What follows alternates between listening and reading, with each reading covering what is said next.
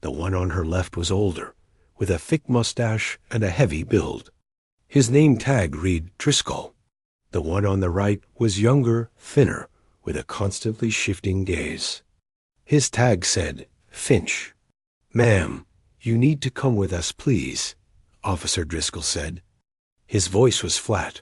Official Elena felt a flicker of confusion, then mild annoyance. The alarm was probably a mistake.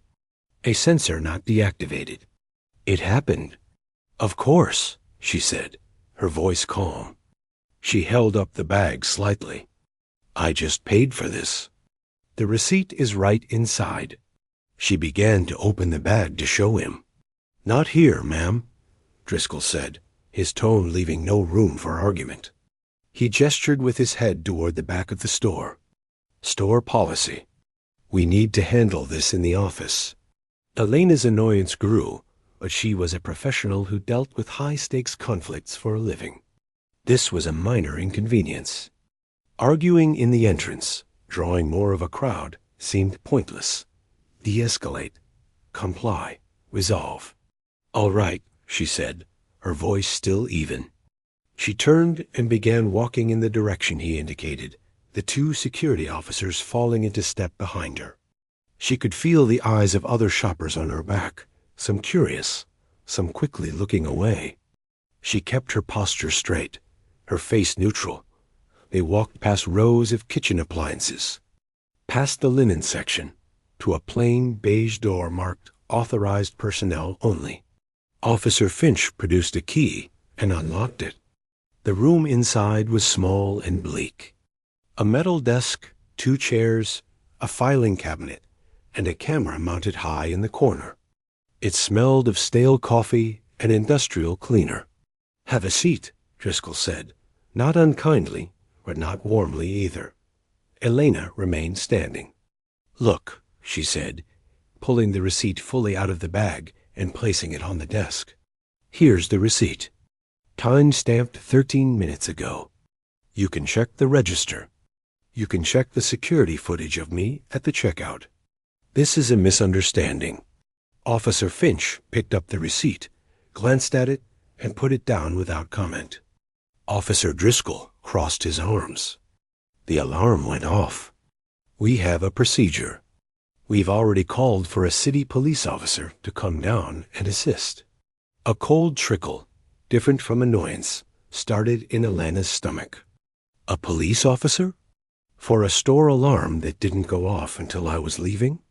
My item is paid for. The proof is right there.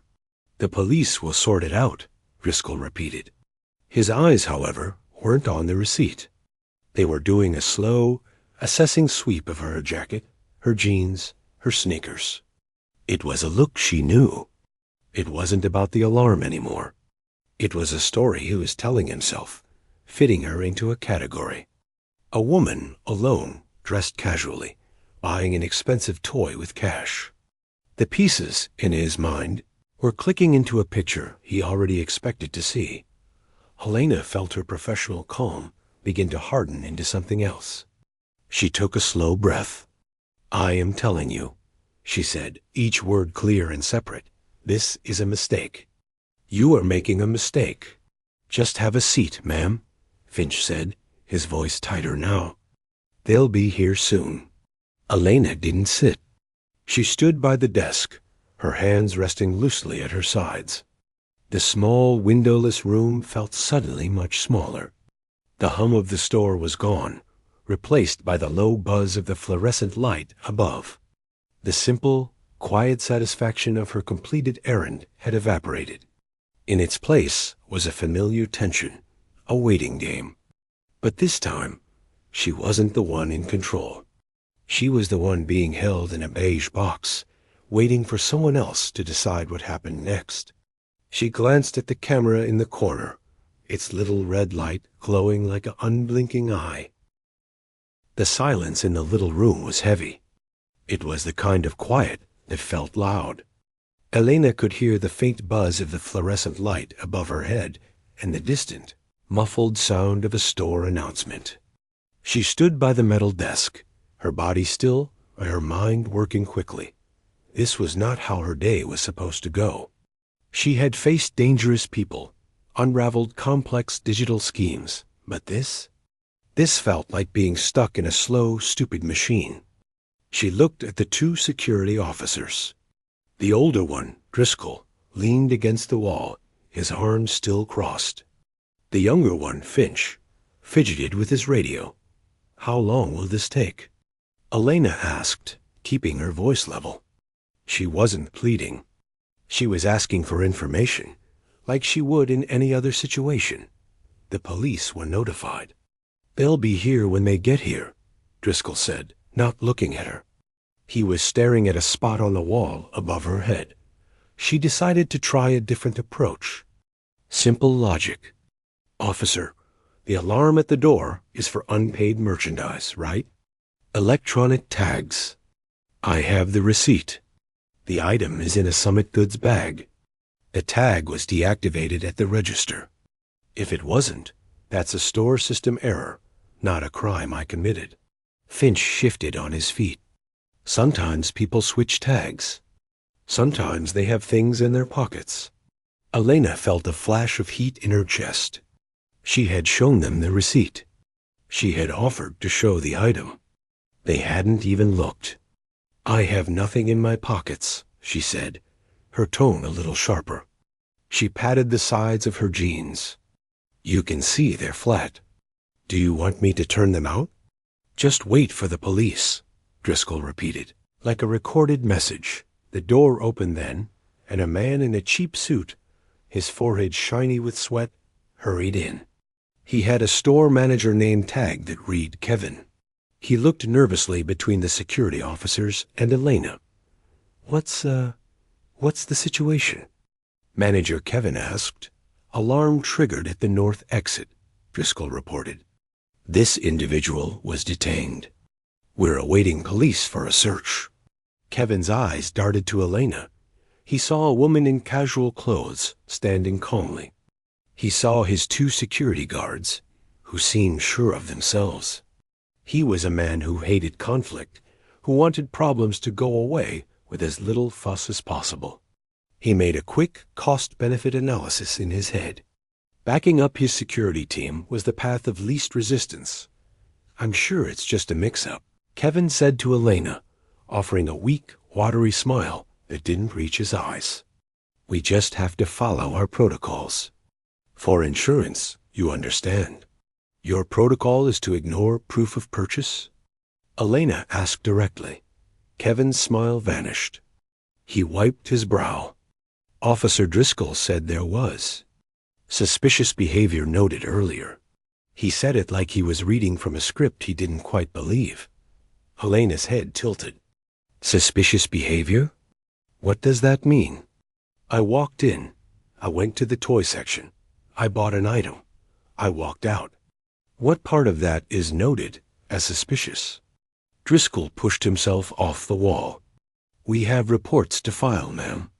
We observe behavior. We don't have to explain our observations to you." His voice had a new edge to it. Her direct questions were challenging his authority in this small room, and he didn't like it. The word behavior hung in the air. It was a slippery word. It could mean anything. It could mean she had looked at the shelves for too long. It could mean she had put her hands in her pockets. Or it could mean she didn't look like the kind of person who usually bought a $70 planetarium kit. About Elena understood now. This wasn't about a malfunctioning alarm tag. The alarm was just the excuse. This was about the story they had decided on the moment they saw her. A story where she was a character called Shoplifter. Everything she did or said was now being twisted to fit that story. Her calmness was seen as guilt. Her logic was seen as arguing. Her receipt was probably in their minds, stolen or faked somehow. She felt a deep weariness settle over her anger. She had encountered this before, in subtler ways, the extra glance, the assumed mistake. But never this blunt, this official, this trapped. "I want you to understand something," Elena said, looking directly at Manager Kevin, bypassing the guards. You are detaining me without cause. You are holding me against my will. That is unlawful imprisonment. All you have to do is look at the security tape from Register 6 from about 15 minutes ago. You will see me paying. This ends right now." Kevin looked deeply uncomfortable, caught between her clear, legal warning and the stony faces of his security team. I'm sure the police will clear it all up," he stammered, retreating to his safe phrase. "It's out of my hands." He practically fled the room, the door clicking shut behind him, leaving her again with Driscoll and Finch. The room felt even smaller. The walls seemed closer. Elena knew then that talking was useless. They were not listening. They were waiting. Waiting for the real authority, the police, to come and validate their story.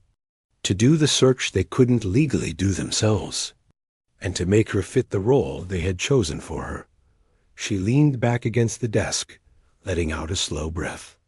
The familiar focus of her training began to push aside the frustration. Observe, assess, wait for the right moment. She was in a bad situation, but she was not powerless. She just had to be smarter, calmer, and more patient than the people in the room with her dot. She looked at the camera in the corner, its red light a steady pinprick in the gloom. Let it record, she thought. Let it record all of this. Several long, quiet minutes passed. Then they heard voices outside the door, the static crackle of a police radio. Driscoll stood up straighter. Finch stopped fidgeting. Their reinforcements had arrived. The door opened, and 2 city police officers walked in. They filled the small space with their presence, their uniforms, their equipment belts. One was a sergeant, his hair cut short, his face all business. The other was a younger officer. The sergeant, his name tag read Miller, glanced at Elena, then at Driscoll. "What do we have?" Driscoll launched into his report. Female suspect triggered the north exit alarm. Was uncooperative. Refused a search. We have reason to believe she may have concealed store merchandise. Manager noted prior suspicious activity in the store. Every word was a small twist of the truth, building the case they wanted. Elena listened, her face a mask. Sergeant Miller turned to her. "Is that your bag?" he asked, nodding to the Summit Goods bag on the desk. "It is," Elena said. "And did you pay for the contents?" "I did. The receipt is on the desk." Miller picked up the receipt, looked at it, and put it down. It was the same dismissive gesture Finch had used. "The store is pressing the issue. They've asked for a search. We need to verify there's no stolen merchandise on your person." His voice was neutral, procedural. This was her last chance to stop this before it went further. She knew what she had to say. "Sergeant," Elena said, her voice clear and firm in the quiet room. "Before you proceed, there is something you need to know. I am a federal agent." For a fraction of a second, there was a pause. Driscoll let out a short, dismissive huff of air, almost a laugh. Finch smirked, looking at the floor. Sergeant Miller's eyes narrowed slightly. He looked her up and down again, the jacket, the hoodie, the jeans. He saw what they saw. He heard what he probably heard all the time. Desperate lies from people in tight spots. "Ma'am," he said, his voice dropping into a tone of mild, professional annoyance. "Let's not make this harder than it needs to be. If you're clean, this will be over in 2 minutes. Turn out your pockets, please. We're going to do a pat-down." The door to the room was closed. The camera's red light glowed. The security officers watched, satisfied. And Elena Vance, a woman who had helped put hackers and financiers of terror behind bars, was told to empty her pockets so a store manager could feel reassured about his insurance protocols. The machine was moving, and she was now caught firmly in its gears. The words hung in the air, sharp and cold. "We're going to do a pat-down." The sergeant's tone left no room for discussion. It was a statement of fact, a procedural step as mundane to him as filling out a form. For Elena, the room seemed to shrink another degree, the walls pressing in. The buzzing of the light was suddenly the only sound. She looked at Sergeant Miller. His face was a professional mask, but in his eyes she saw the settled conclusion. He had heard the story from Driscoll and Finch. He had looked at her, and he had decided. Her claim of being a federal agent was just noise, a pathetic attempt to derail the process. To him, she was now just the subject, a problem to be processed and resolved. A slow, cold anger began to mix with her weariness. This wasn't about the alarm anymore. This was about power, and who had it in this little beige box. For now, they did. Arguing, fighting, would only make it worse. It would give them more reasons, more justifications. They would see it as resisting. She gave a single, slow nod. Not agreement, but acknowledgement. A tactical retreat. "Empty your pockets onto the desk, please," Miller said. He nodded to the younger officer, who positioned himself near the door, a silent observer. Elena moved methodically, her movements controlled. She reached into the right pocket of her jeans. Her fingers closed around the familiar shapes. She pulled out a small black hair tie, a single peppermint candy in a crinkling wrapper, and a few coins. She placed them on the metal desk with a soft click and rustle. She moved to her left pocket. Her house key, on a simple ring. A folded paper tissue. She placed them next to the coins. Then she unzipped her leather jacket. The inside pocket held her phone, a slim black rectangle. She laid it down. The left inside pocket held her wallet, worn soft at the corners. It felt heavier than usual in her hand. She placed it on the desk with a quiet thud. "That's everything," she said, her voice flat. Sergeant Miller stepped forward. He picked up her phone, pressed the side button.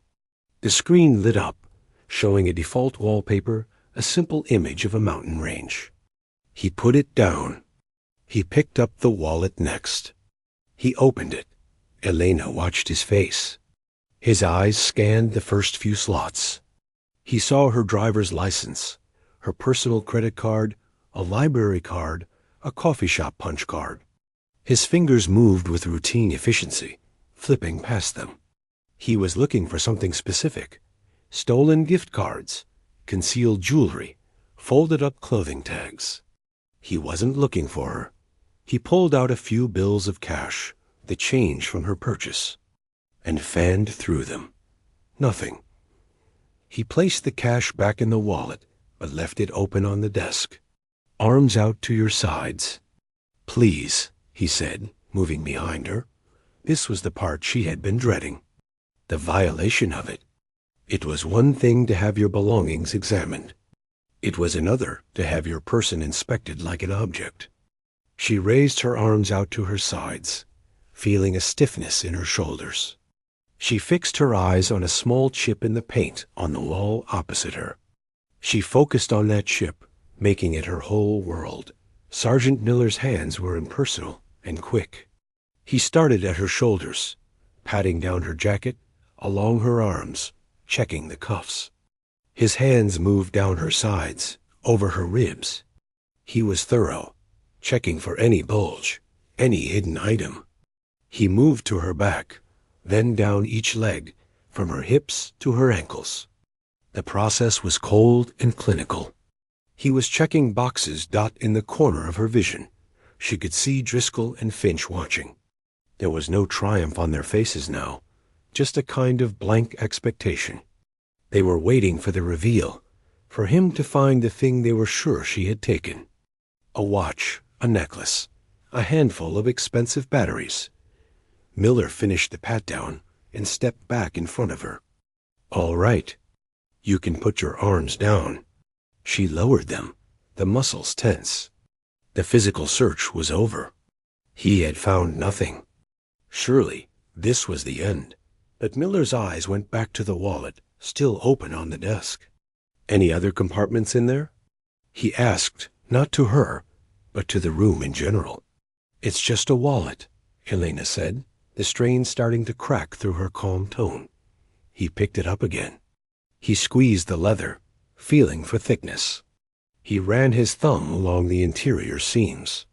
He was committed now. The store had asked for a search. His professional pride was involved. To stop now, after all this, would be to admit this was a waste of time. He had to be sure. He started to go through the card slots again, more slowly this time. He pulled each card fully out, looked at the front and back, and slid it back in. Insurance card, another credit card, an old gym membership. His movements were rhythmic. Practiced. Elena watched, her heart beginning to beat a slow, hard rhythm against her ribs. She knew what was coming. She knew exactly what was in that wallet, tucked away behind the everyday pieces of her life. She had kept it there for 15 years. A part of her wanted to speak, to stop him, but another part, a colder, more observant part, wanted to see his face. She stayed silent.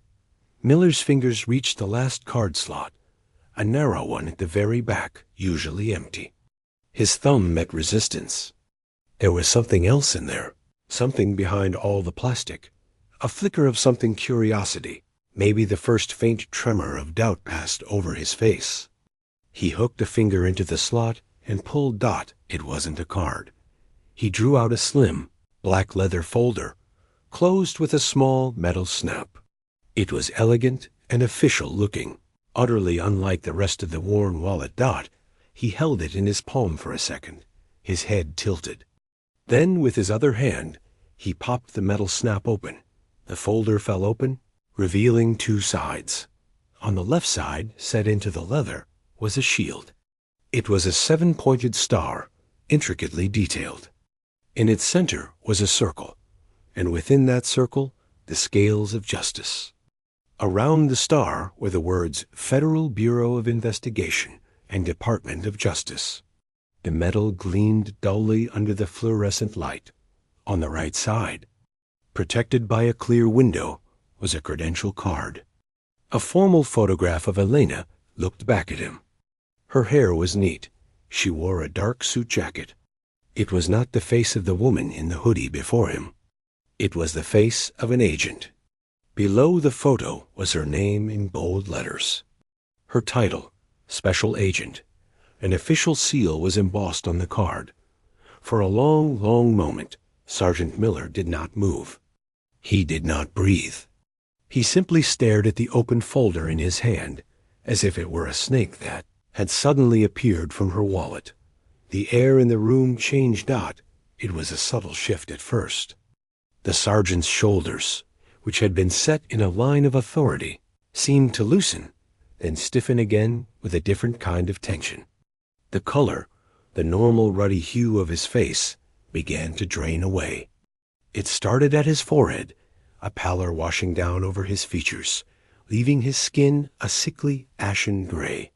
He looked from the badge to Elena's face, then back to the badge. His eyes widened just a fraction.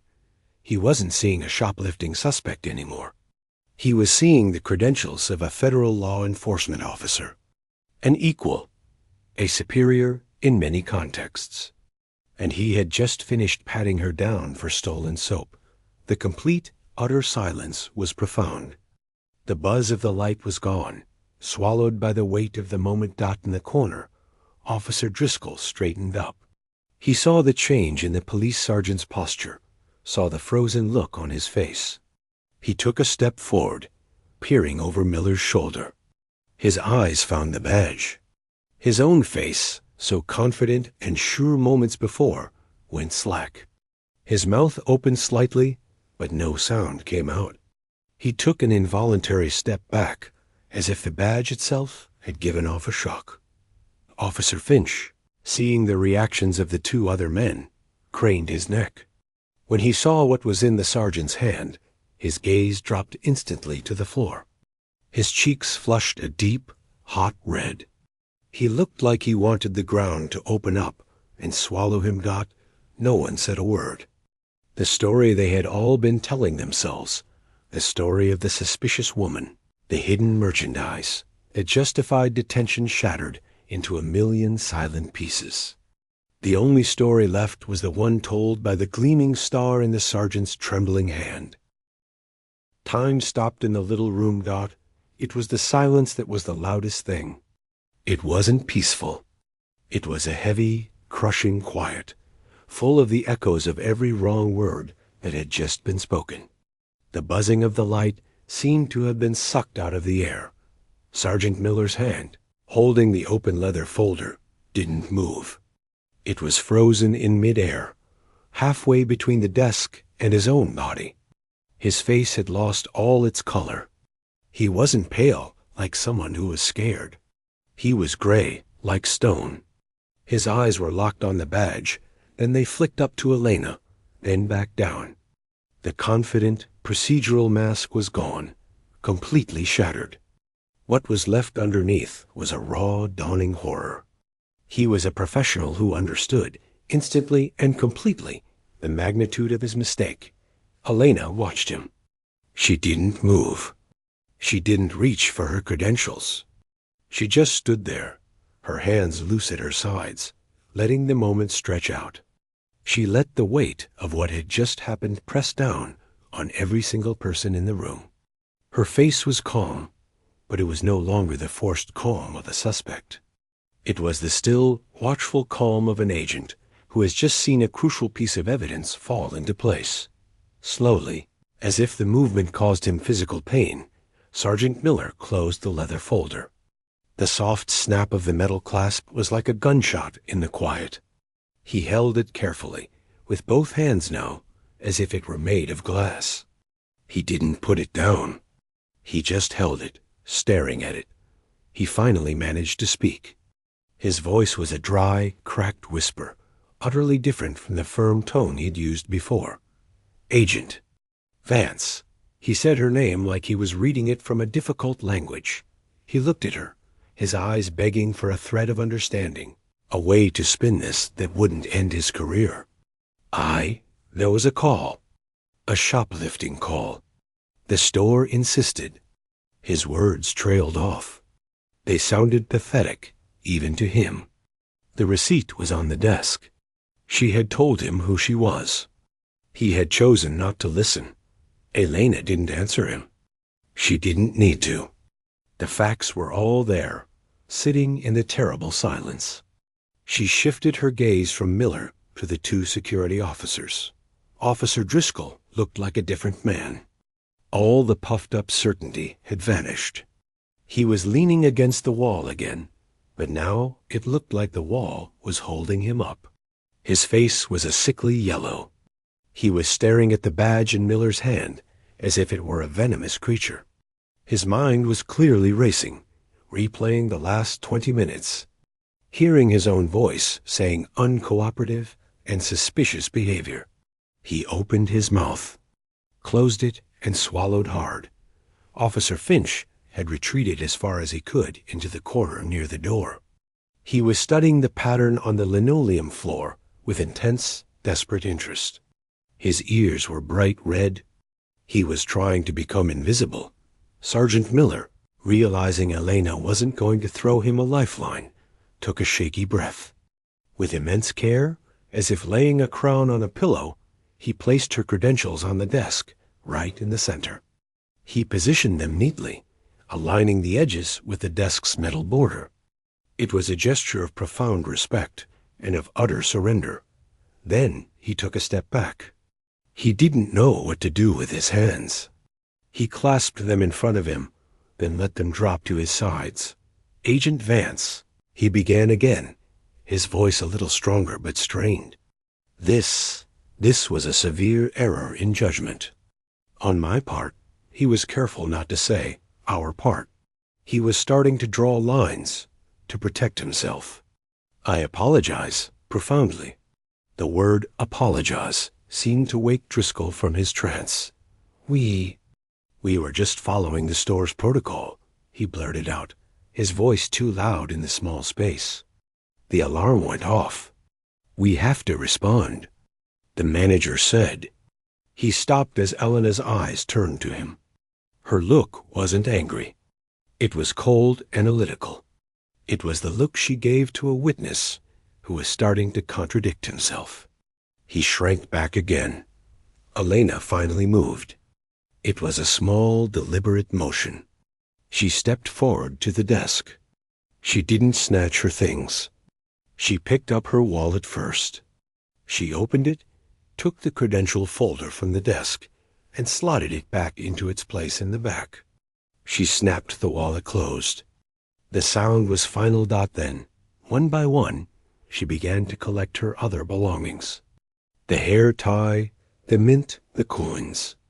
She picked each item up and placed it back into her pockets with the same methodical calm she had used to empty them.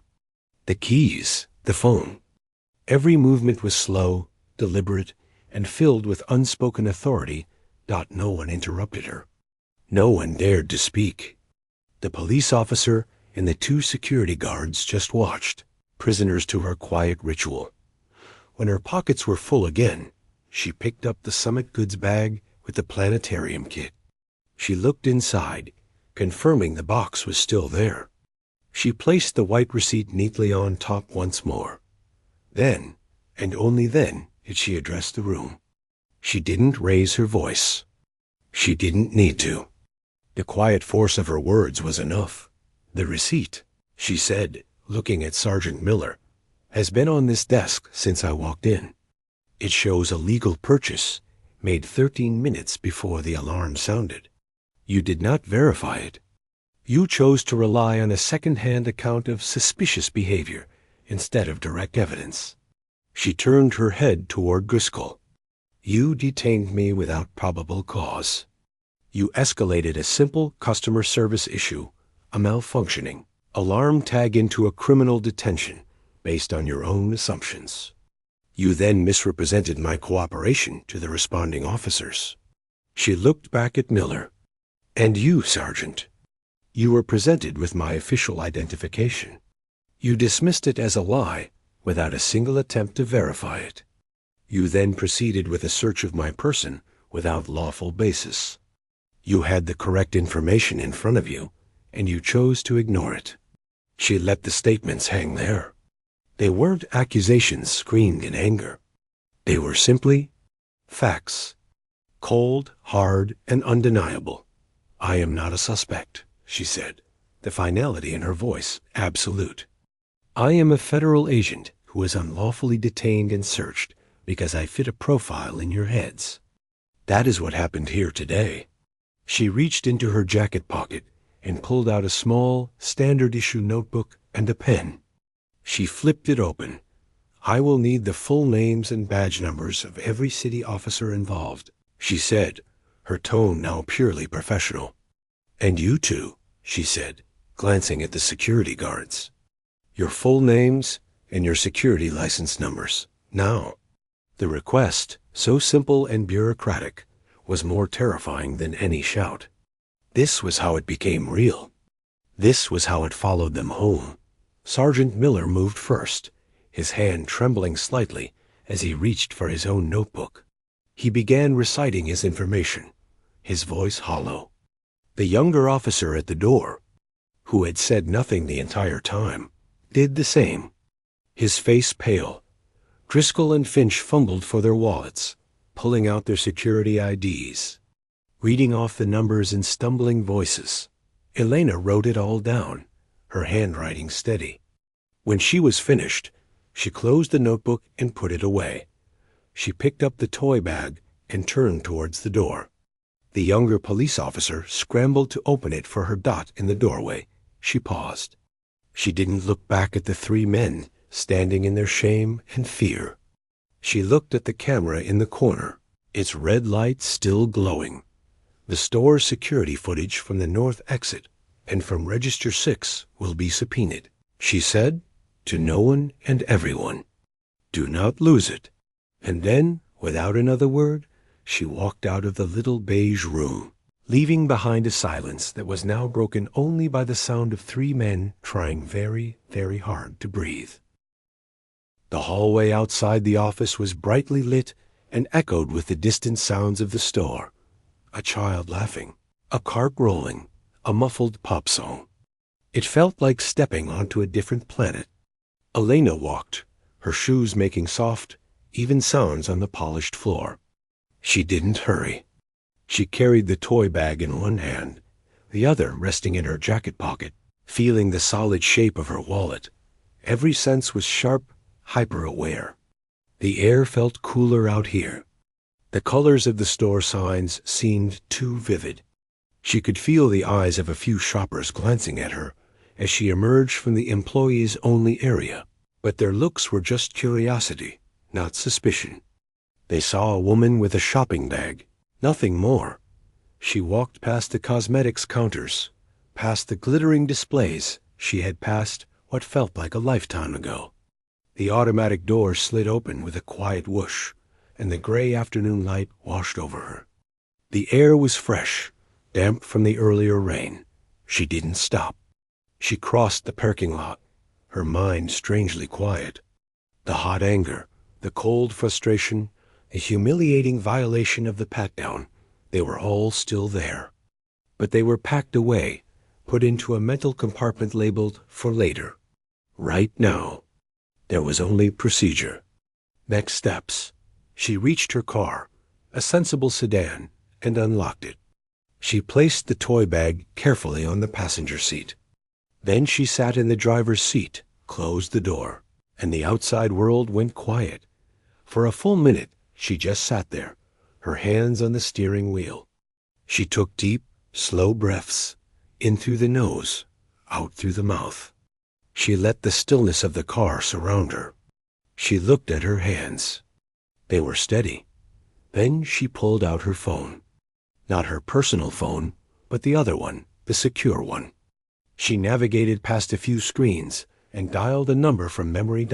It was answered on the second ring. Office of the General Counsel, Walters speaking. The voice was crisp, professional. Janice, it's Elena Vance. Elena, what do you need? There was no small talk. Their relationship was built on incidents and resolutions. I've just been involved in an incident. Wrongful detention and an unlawful personal search by local PD, instigated by private security at a Summit goods store. I've identified myself as a federal agent and was disregarded. There was a brief pause on the line. Janice Walters was processing. Are you injured? Is there a physical threat? No, it's resolved on scene. For now. But it was captured on store security footage. I need that footage secured before it conveniently gets lost. And I'll need to file a formal complaint with the police department's Internal Affairs Division. I have names and badge numbers. Understood. Elena could hear the scratch of a pen on paper. Email me the details, the location, the names. I'll immediately draft a preservation letter for the store's video and reach out to the PD's Legal Affairs Desk. This will be a formal, on-the-record inquiry. Do you want me to notify the SAC? The special agent in charge was her boss. Not yet, Helena said. Let's get the process started first. I'll give him a heads-up tomorrow. All right? Take the rest of the day, Elena. Document everything while it's fresh. I'll be in touch.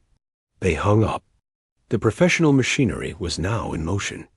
It would be slow, grinding, and bureaucratic, but it was a form of justice. It would create a record. It might mean sensitivity training for those officers, or disciplinary marks on their files. For the security guards, it could mean losing their licenses. It was something. Elena put the phone down. She looked at the toy bag on the seat next to her. The birthday present. The simple reason for all of this. A wave of exhaustion finally hit her, not physical, but a deep soul tiredness. It wasn't about today. It was about the weight of 1,000 smaller moments adding to this one. The extra glance in a nice store. The clutch of a purse a little tighter in an elevator. The security guard who just happened to be in her aisle every time she turned around. This was just the first time it had ever been given an official stamp. backed up by men with radios and badges. She thought about going back in, finding the manager, Kevin, and watching him sweat, confronting Driscoll and Finch again in the parking lot. But it would be pointless theater.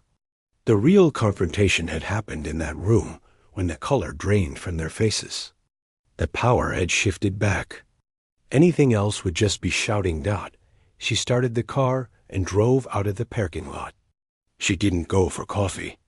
She went home. Her apartment was quiet. She put the toy bag on the kitchen table. She hung up her jacket. Then she did what she had been trained to do. She sat down at her desk, opened her laptop, and began typing a detailed, chronological report. Time, location, descriptions of individuals, direct quotes where she could remember them. She was factual, unemotional. She described Pat down with clinical distance. She attached the photo she had taken of the receipt with her phone. She sent it to Janice Walters and saved a copy for herself. Only when that was done did she allow herself to stop. She made a cup of tea and sat by the window, watching the evening settle over the city. Asterisk, asterisk, asterisk, back in the store. The little room was still a tomb. Sergeant Miller had finally moved, gathering his young partner and leaving without another word to the security guards. His face was set in a grim, hollow mask. He had a call to make to his lieutenant, and he dreaded it more than anything in his 20-year career. Driscoll and Finch were left alone. The manager, Kevin, poked his head in, having heard the police had left. "Is it all sorted?" he asked, nervously. Driscoll turned on him, his fear twisting into anger. "Sorted? That was an FBI agent, you idiot. You and your suspicious behavior note." Kevin's face went white. I just told you what the clerk said." She said the woman looked like she was lingering. "Lingering?" Finch spat the word, his voice high with stress. "She was buying a toy. We just illegally detained a federal agent." He stormed out of the room, tearing off his security tie. The story would warp and change in the coming days. In the break room, whispers would turn into rumors. The security footage, once Janice Walters' letter arrived, would be treated like radioactive material, locked away by a panicked corporate legal team. For Elena, the next few days were quiet. She went back to work on Monday. Her boss, the SAC, a man with a kind face and tired eyes, called her into his office. He had read the preliminary report. "You all right, Vance?" he asked, genuine concern in his voice. "I'm fine, sir. Walters is on it. It'll be a whole thing. Could drag on. You know that." He studied her. "It's never pleasant being on that side of it." "No, sir." "It's not." He nodded, understanding the unsaid things. "Take the time you need. Use the counseling service if you want. No stigma here. Thank you, sir." She went back to her desk, to her screen full of data. Life moved on. But something had shifted. A week later, it was her nephew's birthday.